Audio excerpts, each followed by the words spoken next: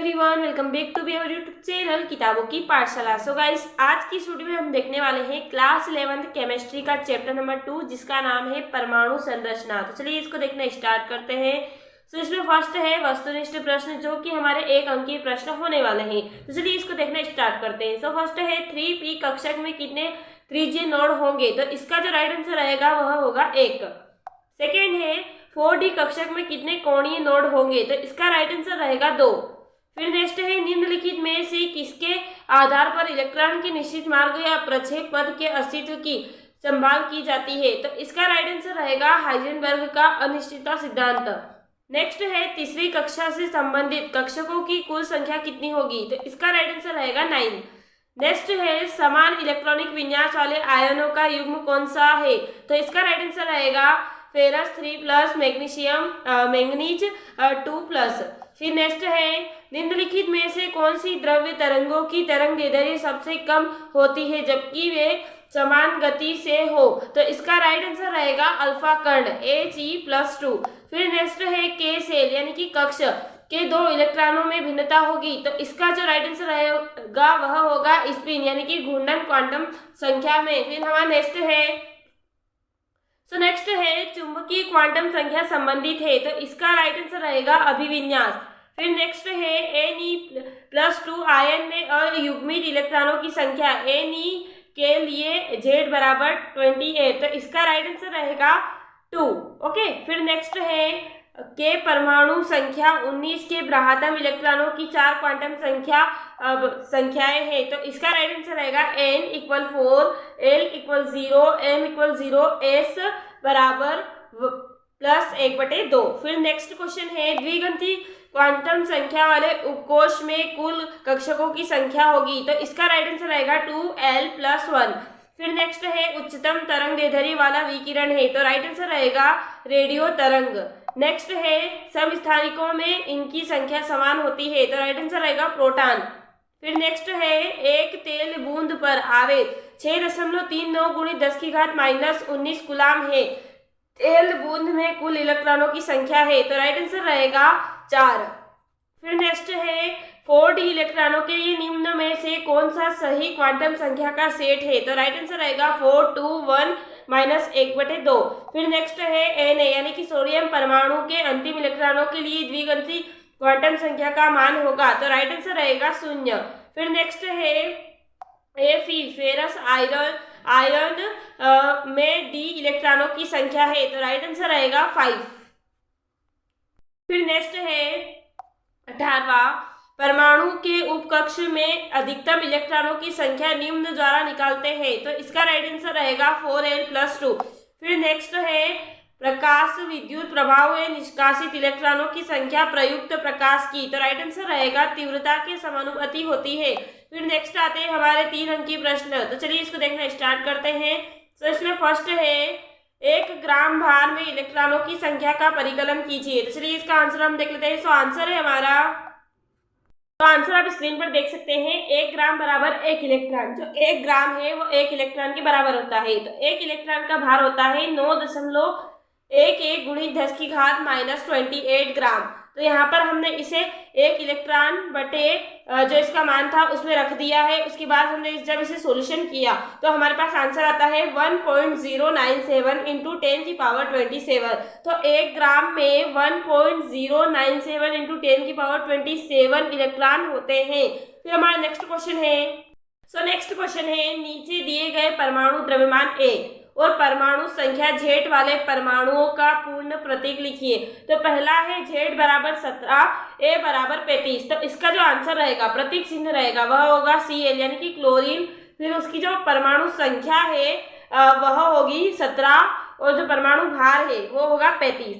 फिर है second Z बराबर 92, A बराबर 233। तो इसमें आएगा जो इसका प्रतीक चिन्ह रहेगा वो U होगा। इसका जो परमाणु द्रव्यमान रहेगा वो 233 रहेगा और परमाणु संख्या रहेगी 92।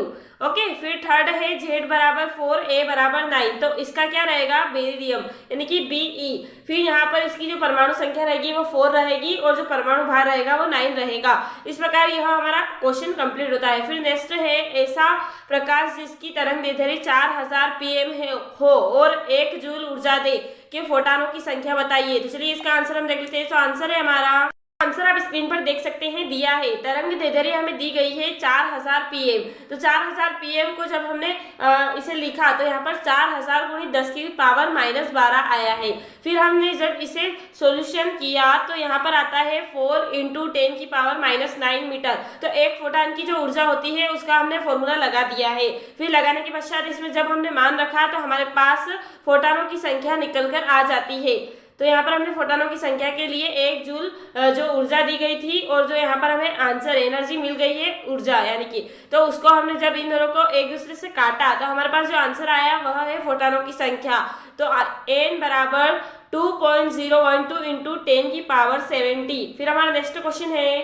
तो नेक्स्ट क्वेश्चन है, यदि 4 × 10 की पावर 7 मीटर तरंग दैर्ध्य वाला एक फोटान 2.13 eV कार्यफलन वाली धातु की सतह से टकराता है तो फोटान की ऊर्जा eV में, पहला है, सेकेंड है उत्सर्जन की गतिज ऊर्जा और फिर थर्ड है प्रकाशीय इलेक्ट्रॉन के वेग का परिकलन कीजिए। eV बराबर है 1.6020 × 10 की पावर -90। तो चलिए इसका आंसर हम देख लेते हैं। तो आंसर है हमारा, तो आंसर आप स्क्रीन पर देख सकते हैं, फोटान की ऊर्जा eV में, तो E बराबर 3.10 eV। विस्तार से फोटान की ऊर्जा E बराबर, जो यहाँ पर हमने फॉर्मूला दिया गया था फोटान की ऊर्जा के लिए वह लगा दिया है Hc बराबर तरंग दैर्ध्य, तो हमने यहाँ पर लिख दिया है। फिर हमने इसमें मान रख दिया है, उसके पश्चात हमारे पास यह आंसर आता है। तो इसे आप अच्छे से नोट डाउन करते जाइएगा, यह आंसर थोड़ा बड़ा है तो यहाँ पर आप देख सकते हैं। फिर हमने eV बराबर जो यहाँ हमें मान बताया गया था क्वेश्चन में उसे लिख दिया है। फिर हमने इसे सोल्व किया है। फिर सोल्व करने के पश्चात उत्सर्जन हमने यहाँ पर फर्स्ट कंप्लीट कर लिया है। फिर यहाँ पर हमारा सेकंड स्टार्ट होता है। तो सेकंड पॉइंट में है उत्सर्जन की गतिज ऊर्जा यानी कि किनेटिक एनर्जी। तो यहाँ पर हमने इसके लिए फॉर्मूला लगा दिया है। फॉर्मूला लगाते ही हमने इसमें मान भी रख दिया है। इस प्रकार हमारा सेकेंड पॉइंट भी कंप्लीट होता है। फिर थर्ड है प्रकाशीय इलेक्ट्रॉन का वेग, तो V यहाँ पर किनेटिक एनर्जी बराबर 1/2 mv²। यहाँ पर हमने गतिज ऊर्जा का फॉर्मूला लगाया है, उसमें सूत्र में मान रखा है। मान रखने के पश्चात हमारे पास यह आंसर आता है प्रकाशीय इलेक्ट्रॉन का वेग। तो यहाँ पर आप आंसर देख सकते हैं। तो पहले आप इसका स्क्रीनशॉट ले लीजिए, यहाँ से यहाँ तक ले लीजिए, ये पहला है। फिर यहाँ से यहाँ तक का ये दूसरा, और यहाँ से यहाँ तक, और फिर उसके बाद यहाँ से यहाँ तक का। फिर हमारा नेक्स्ट क्वेश्चन है। नेक्स्ट है सोडियम परमाणु के आयनन के लिए 242 नैनोमीटर तरंग दैर्ध्य की विद्युत चुंबकीय विकिरण पर्याप्त होती है। सोडियम की आयनन ऊर्जा Kj मोल -1 ज्ञात कीजिए। तो चलिए इसका आंसर हम देख लेते हैं। सो आंसर है हमारा, तो आंसर आप स्क्रीन पर देख सकते हैं, एक फोटान की ऊर्जा बराबर E बराबर hv। तो यहाँ पर हमने इसका फॉर्मूला लगा दिया है। फिर हमने क्या किया है, इस फॉर्मूले में मान भी रख दिया है। मान रखने के पश्चात सोडियम की आयनन ऊर्जा, तो यहाँ पर हमारा आंसर निकल कर आ जाता है जब हम इन सभी के मान रख देते हैं तब। तो यहाँ पर हमारा जो आंसर आता है वो होता है 494.6 Kj मोल -1। तो आप यहाँ इसका स्क्रीनशॉट ले लीजिए। फिर हमारा नेक्स्ट क्वेश्चन है। नेक्स्ट क्वेश्चन है, पाउली सिद्धांत में अपवर्जन शब्द का प्रयोग क्यों किया जाता है। तो चलिए इसका आंसर हम देख लेते हैं। तो आंसर है हमारा, तो आंसर आप स्क्रीन पर देख सकते हैं, पाउली के अपवर्जन सिद्धांत में कहा गया है कि किसी भी दो इलेक्ट्रॉनों में क्वांटम संख्याओं या क्वांटम राज्यों का एक ही सेट नहीं हो सकता। अपवर्जन शब्द का प्रयोग इसलिए किया गया है क्योंकि यह इलेक्ट्रॉनों को एक ही क्वांटम अवस्था में होने से रोकता है। फिर हमारा नेक्स्ट क्वेश्चन है। नेक्स्ट क्वेश्चन है, हुंड नियम को अधिकतम बहुलता का नियम क्यों कहते हैं। तो चलिए इसका आंसर हम देख लेते हैं। तो आंसर है हमारा, आंसर आप स्क्रीन पर देख सकते हैं, जब कोई कक्षक पूर्ण रूप से आधा भरा हुआ हो या पूर्ण रूप से पूरा भरा हुआ हो तो यह कक्षक तुलनात्मक रूप से अधिक स्थायी होता है। अतः हुंड के नियमानुसार किसी भी कक्षक के सभी उपकक्षकों में पहले एक एक इलेक्ट्रॉन भरने के बाद ही उनका युग्मन बनना शुरू होता है। हुंड के इस नियम को अधिकतम बहुलता का नियम भी कहते हैं। फिर हमारा नेक्स्ट क्वेश्चन है। नेक्स्ट क्वेश्चन है हमारा फर्स्ट, 2s कक्षक एवं 4f कक्षक के इलेक्ट्रॉन के लिए कोणीय संवेग क्या होगा। तो चलिए इसका आंसर हम देख लेते हैं। तो आंसर है हमारा, आंसर आप स्क्रीन पर देख सकते हैं। हम जानते हैं कि किसी भी कक्षक के लिए कोणीय संवेग, तो वो क्या होगा, करणीय 1+1 करनी 1+1h/2 यह यहाँ पर होगा कोणीय संवेग। ओके, के लिए 2s1 बराबर 0 हो तो 2s कक्षक में इलेक्ट्रॉनों का कोणीय संवेग 0 होगा। के लिए 4f1 बराबर 3 हो तो 4f कक्षीय में इलेक्ट्रॉनों का कोणीय संवेग करनी 12h/2 होगा। फिर हमारा नेक्स्ट क्वेश्चन है हमारा, यदि इलेक्ट्रॉन एवं प्रोटॉन गतिशील हो तो उसमें संलग्न तरंग दैर्ध्य समान हो, तब इनमें से कौन अधिक तेजी से गति करेगा और क्यों? तो चलिए इसका आंसर हम देख लेते हैं। आंसर है हमारा, आंसर आप स्क्रीन पर देख सकते हैं। एक तरफ है इलेक्ट्रॉन, दूसरी तरफ है प्रोटॉन। यहाँ पर तरंग दैर्ध्य के चिन्ह प्रदर्शित किए गए हैं।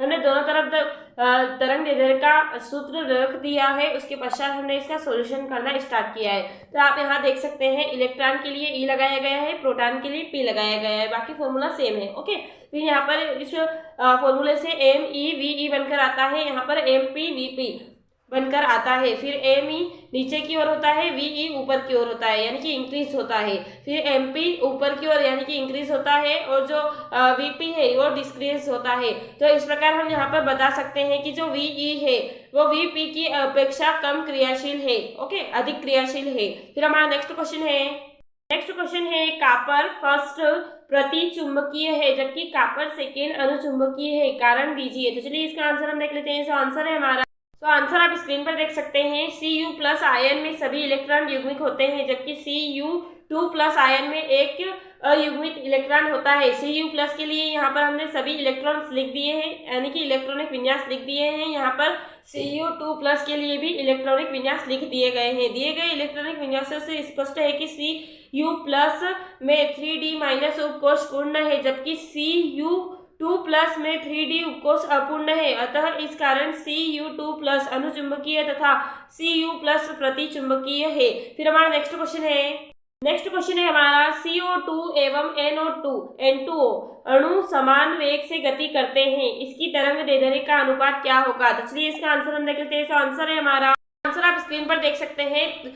CO2 तरंग दैर्ध्य, N2O तरंग दैर्ध्य, यह जो चिन्ह है वो तरंग दैर्ध्य का है। ओके, आप जानते ही होंगे। तो जो है उसको 1 के बराबर रखा है क्योंकि इन दोनों के मोलर द्रव्यमान समान है एवं हमें ज्ञात है। यहाँ पर जो तरंग दैर्ध्य का फॉर्मूला होता है उसे हमने रख दिया है, और जो तरंग दैर्ध्य है वो 1/m के अनुक्रमानुपाती होती है। अतः दोनों के द्रव्यमान समान है, इनके तरंग दैर्ध्य का अनुपात 1 के बराबर होगा। फिर हमारा नेक्स्ट क्वेश्चन है पाउली का अपवर्जन सिद्धांत उदाहरण के साथ समझाइए। तो चलिए इसका आंसर हम देख लेते हैं। आंसर है हमारा, आंसर आप स्क्रीन पर देख सकते हैं। किसी परमाणु से किन्हीं भी 2 इलेक्ट्रॉनों की चारों क्वांटम संख्याएं समान नहीं हो सकती, यही पाउली का अपवर्जन नियम है। फिर है महत्व, इस नियम से कोश या मुख्य ऊर्जा स्तर में इलेक्ट्रॉन की संख्या ज्ञात की जा सकती है क्योंकि किसी कोश में उपस्थित इलेक्ट्रॉनों की कुल संख्या चारों क्वांटम संख्याओं के संयोग से बने कुल समूहों की संख्या के बराबर होता है। फिर हमारा नेक्स्ट क्वेश्चन है हुंड का अधिकतम बहुलता का नियम उदाहरण के साथ समझाइए। तो चलिए इसका आंसर हम देख लेते हैं। आंसर है हमारा, आंसर आप स्क्रीन पर देख सकते हैं। उपकोशों में उपस्थित कक्षकों में इलेक्ट्रॉन वितरण के लिए हुंड ने निम्नलिखित 2 बिंदुओं पर आधारित अपना नियम दिया है। एक ही उपकोश के कक्षकों में इलेक्ट्रॉन के जोड़े तब तक नहीं बनते जब तक कि उपकोश के सभी कक्षकों में एक इलेक्ट्रॉन नहीं चला जाता। क्या होता है कि जो उपकोश होते हैं उनमें पहले एक इलेक्ट्रॉन जाना चाहिए, उसके पश्चात ही नेक्स्ट उसमें मतलब युग्मिक इलेक्ट्रॉन वह बनेगा।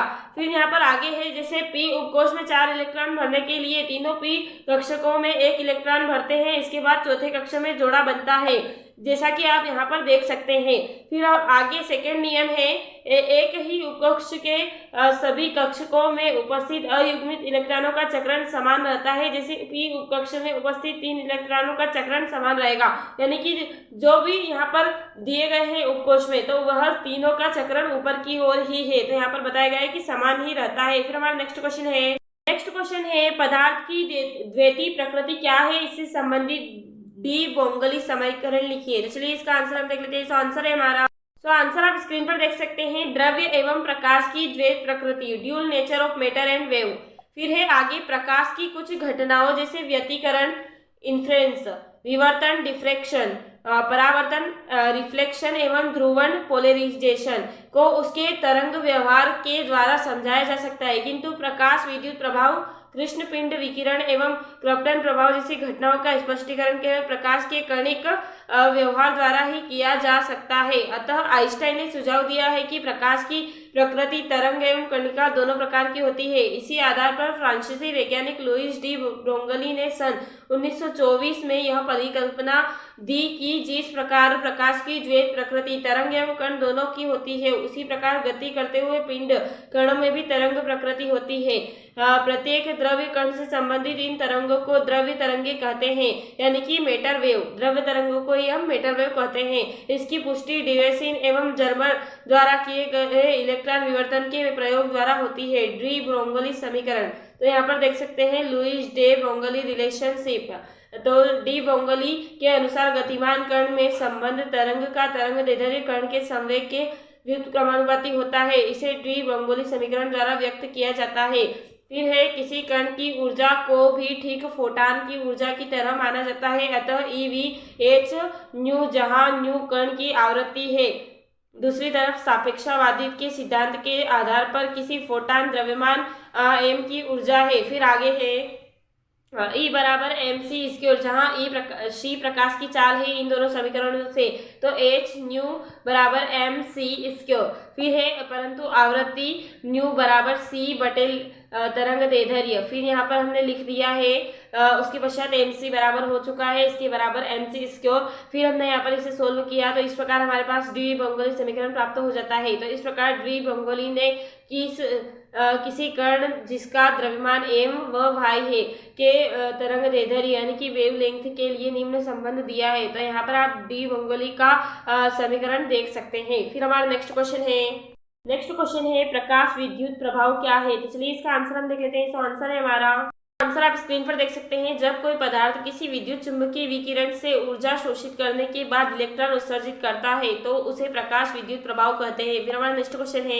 नेक्स्ट क्वेश्चन है हमारा, हाइजेनबर्ग का अनिश्चितता सिद्धांत क्या है, इसका गणितीय रूप लिखिए। तो चलिए इसका आंसर हम देख लेते हैं। तो आंसर है हमारा, आंसर आप स्क्रीन पर देख सकते हैं। किसी गतिशील अति सूक्ष्म कण की स्थिति एवं संवेग दोनों का एक साथ वांछित शुद्धता के साथ निर्धारण असंभव होता है। Delta x delta p